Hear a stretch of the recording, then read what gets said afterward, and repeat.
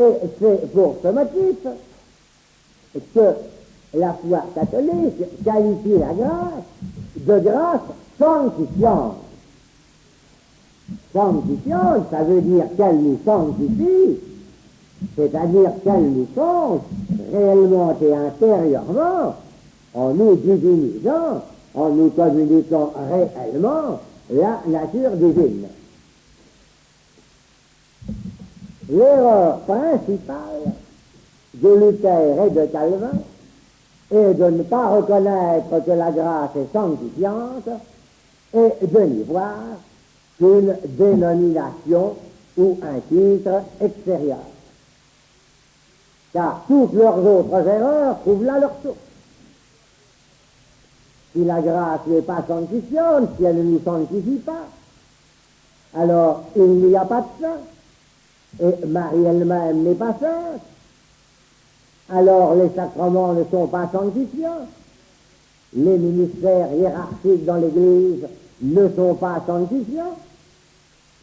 Alors dans l'Eucharistie, le pain et le vin ne sont pas changés, transformés dans le corps et le sang du Christ, etc. Voyez-vous, c'est la clé de toutes les erreurs de Luther et de Calvin, de ne pas reconnaître que la grâce est sanctifiante. Le jour où les protestants, comme c'est le cas d'un certain nombre d'entre eux aujourd'hui, reconnaîtront que la grâce est sanctifiante, ce jour-là, il sera facile d'arriver à un accord sur les autres points. La divergence essentielle entre nous et les protestants fidèles à Luther et à Calvin, c'est de savoir si la grâce est ou n'est pas sanctifiante. Puisque la grâce est un accident de la catégorie qualité, il peut encore savoir où la ranger dans la catégorie qualité. Eh bien, la grâce est une qualité que, une fois que Dieu nous l'a donnée, nous possédons en nous.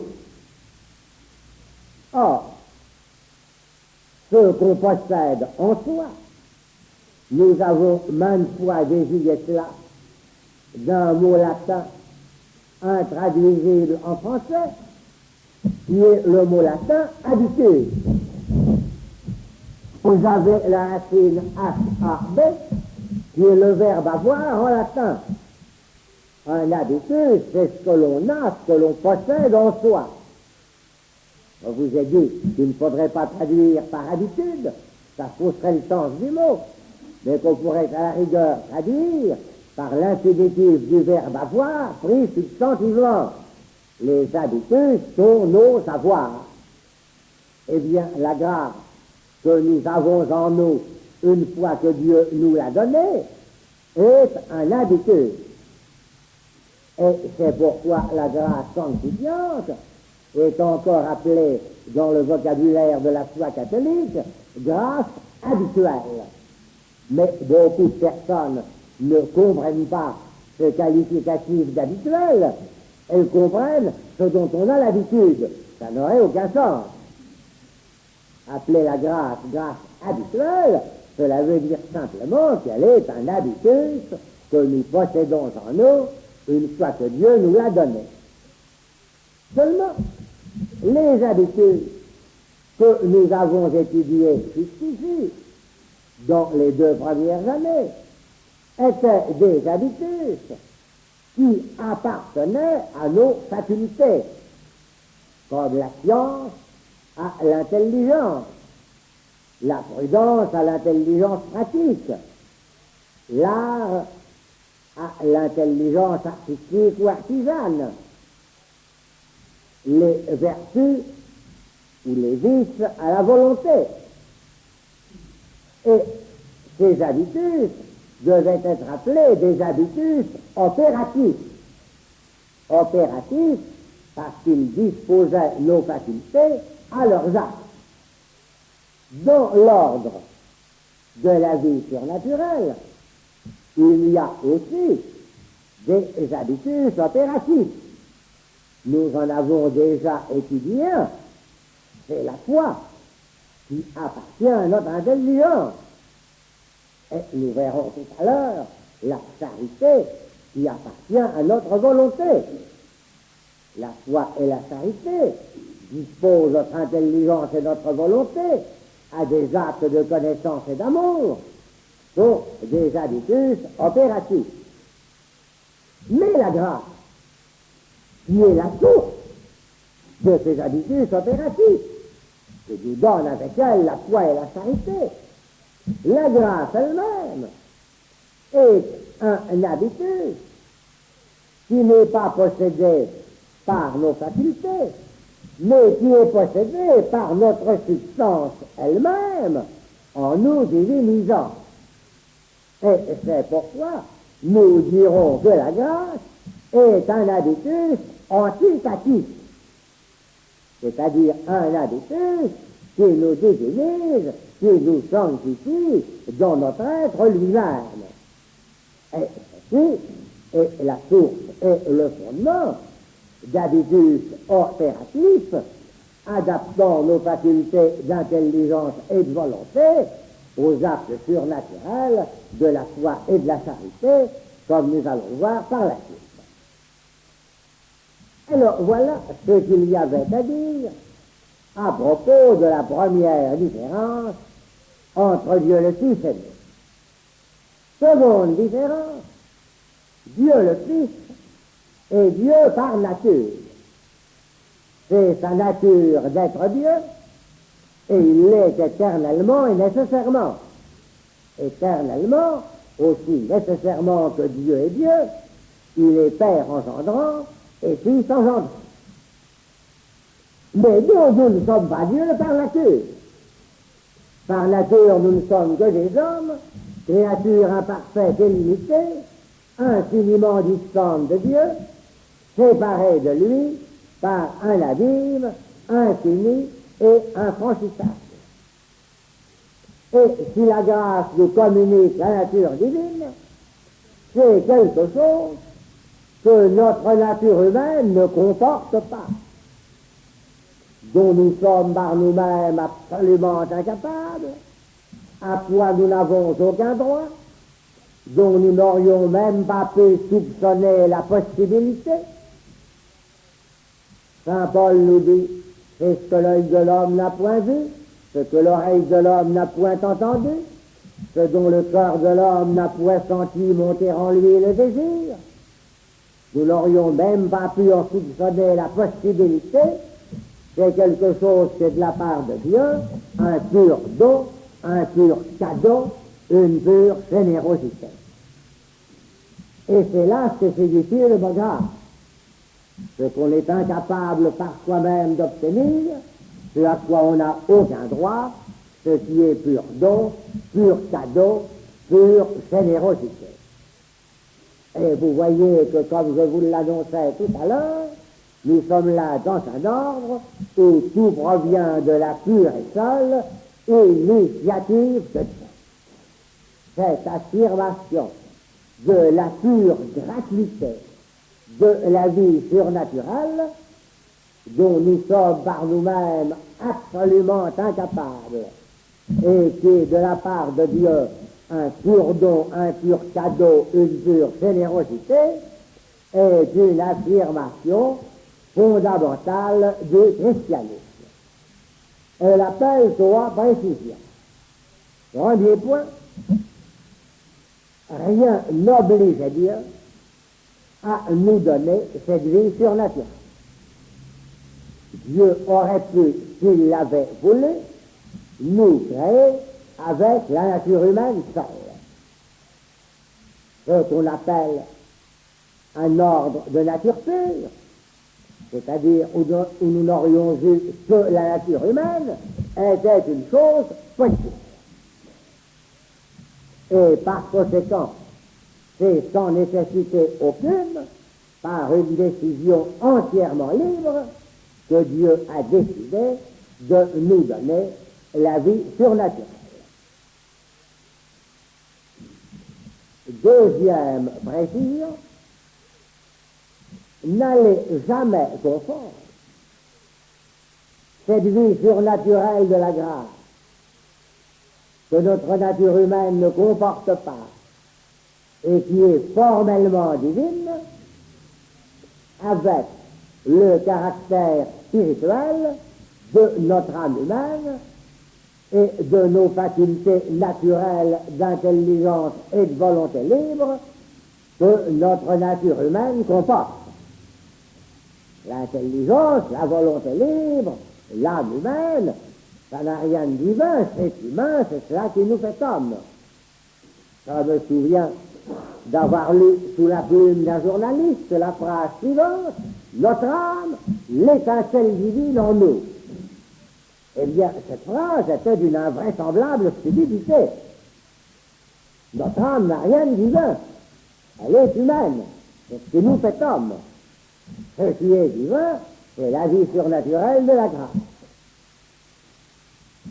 Troisième remarque, beaucoup de nos contemporains prétendent que toutes les religions sont plus ou moins équivalentes ou comparables entre elles, et qu'alors ça n'a pas grande importance d'appartenir à l'une plutôt qu'à l'autre, auquel cas, bien sûr, le plus simple serait que chacun reste dans celle dans laquelle il a été éduqué.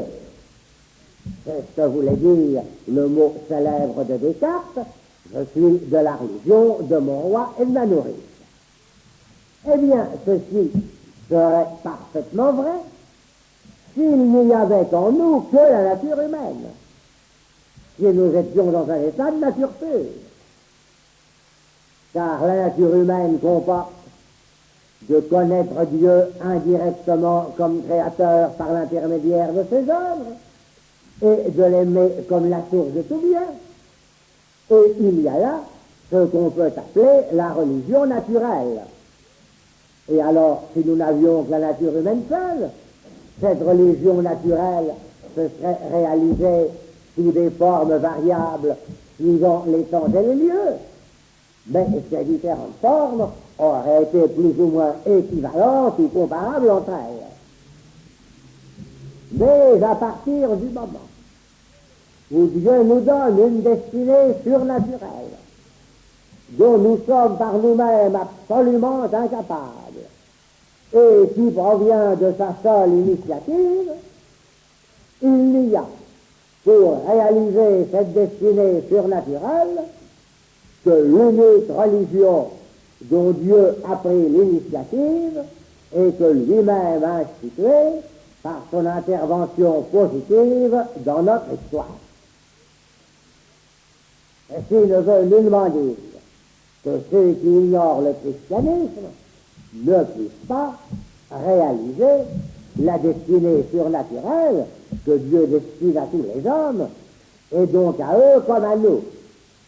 Mais cela veut dire qu'ils ne peuvent réaliser cette destinée surnaturelle que s'ils reçoivent la grâce de Dieu sans savoir ce qu'elle est et d'où elle vient, et par conséquent qu'ils ne peuvent réaliser leur destinée surnaturelle qu'en étant chrétiens sans le savoir eux-mêmes, s'ils n'ont jamais été instruits du christianisme. Mais s'ils ne la réalisent pas par la religion dans laquelle ils ont été éduqués, ils la réalisent par une action intérieure en eux de la grâce de Dieu, si leur liberté ne refuse pas cette grâce, dont elle ignore d'ailleurs la nature et l'origine. Ceci vous sera longuement précisé dans le cours sur l'Église à la fin de l'année, quand je vous parlerai de l'appartenance visible ou invisible à l'Église, mais il fallait le signaler dès maintenant pour éviter des confusions et des erreurs très répandues à ce sujet aujourd'hui. Nous arrivons donc à cette conclusion qu'alors que Dieu le Fils est fils par nature, nous sommes fils adoptifs de Dieu, adoptés par le libre choix de Dieu de faire de nous ses fils. Mais c'est extrêmement différent de l'adoption par un homme. car l'adoption par un homme n'est qu'un titre extérieur et juridique à une éducation et à un héritage, mais elle ne peut pas changer l'hérédité de l'enfant adopté. Je vous ai dit tout à l'heure que l'erreur de Luther et de Calvin était de considérer la grâce de cette manière. Mais parce que Dieu est la cause de notre existence, l'auteur de ce que nous sommes, l'adoption par Dieu change réellement ce que nous sommes, en nous rendant réellement ses fils, en nous divinisant réellement, en nous communiquant réellement la nature divine, comme je l'ai précisé tout à l'heure. Ceci établi, une nouvelle question se pose. Pourquoi donc Dieu nous fait-il un tel bien? Eh bien, nous avons la réponse dans le texte de Saint Jean, qui fait en commençant. Voyez de quel amour le Père nous a aimés, au point que nous sommes appelés et que nous sommes réellement fils de Dieu. Dieu nous aime au point, non seulement de nous créer, de nous donner l'existence et la nature humaine avec toutes les perfections qu'elle comporte, mais au point de nous communiquer sa propre nature divine, sa propre vie divine, tout ce qu'il est lui-même comme Dieu, pour nous faire vivre comme des fils avec leur Père, dans une totale communauté de vie et d'amour avec lui, dans une totale intimité et familiarité avec lui, héritant de lui comme des fils de leur Père, tout ce qu'il est lui-même comme. Et l'essentiel du christianisme est de nous révéler cela, que Dieu nous aime jusqu'à se donner lui-même totalement à nous par amour. Vous savez que le mot évangile veut dire bonne nouvelle. Eh bien, cette bonne nouvelle que nous annonce l'évangile, c'est cela. C'est la déclaration d'amour de Dieu à l'humanité.